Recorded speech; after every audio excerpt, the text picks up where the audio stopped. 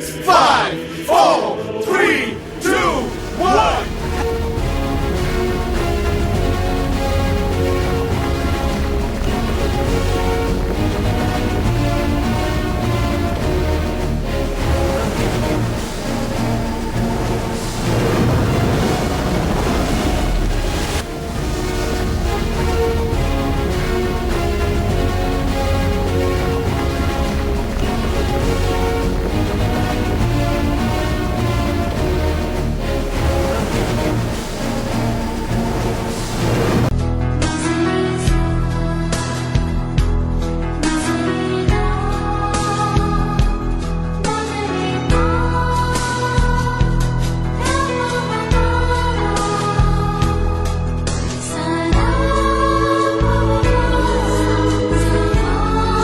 அம்பேல் தானா?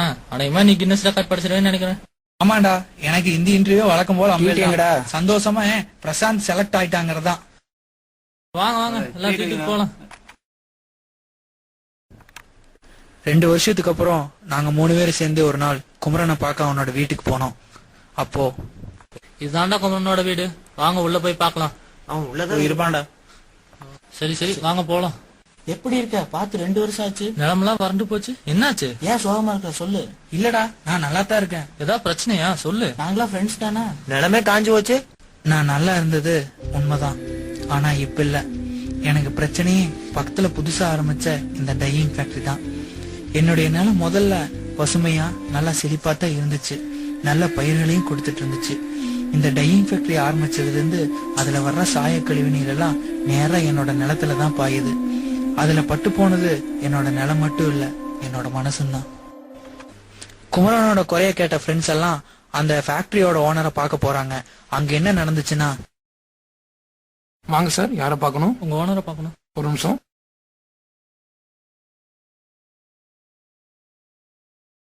Hello sir, உங்களை பார்க்க 4 பேர் வந்திருக்காங்க. Okay sir. சார் வாங்க போலாம்.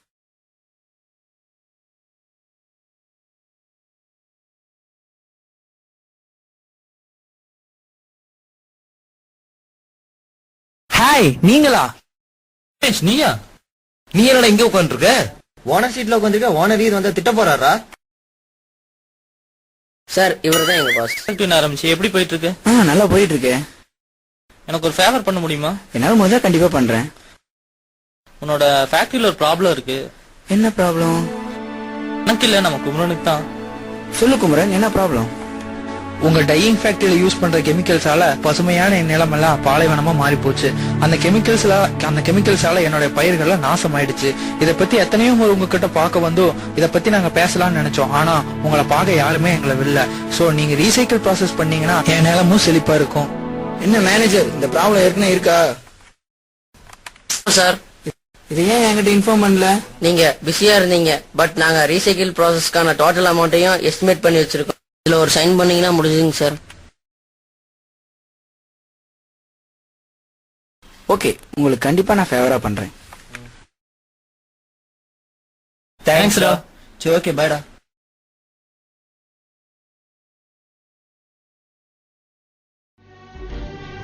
மேனேஜர், அதை இங்க கொண்டு வாங்க. 1000 பேர் கம்ப்ளைண்ட் பண்ணுவான், அவன் சொல்றதெல்லாம் செஞ்சுட்டு இருக்க முடியுமா? இந்த ஃபேக்டரி ஒண்ணுதான் என்னதா? நான் சொல்ற வேலையை மட்டும் செய்யு. போய் வேலையை பாரு. அவனை என்ன பண்ணு எனக்கு தெரியும். Hi, how are you? ஏய் குமரா, இங்க வா.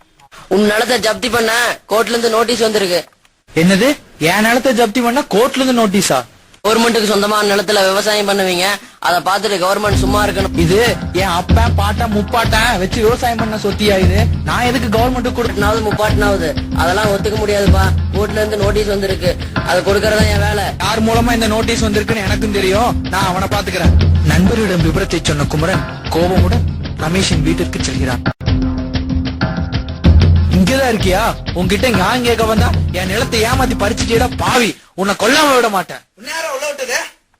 வேணா குமாரா, அமைதியா பேசிக்கலாம். இது உனக்கே நியாயமா இருக்கா? இப்படி அவனை ஏமாத்திட்டியே. உன்னை நம்பினவனுக்கு துரோகம் பண்ணிட்ட.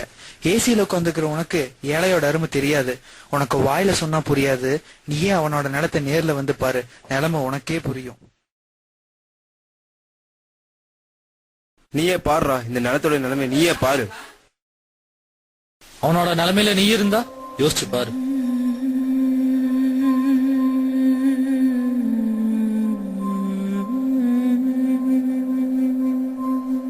என்னடா முடிவு பண்ணிருக்க?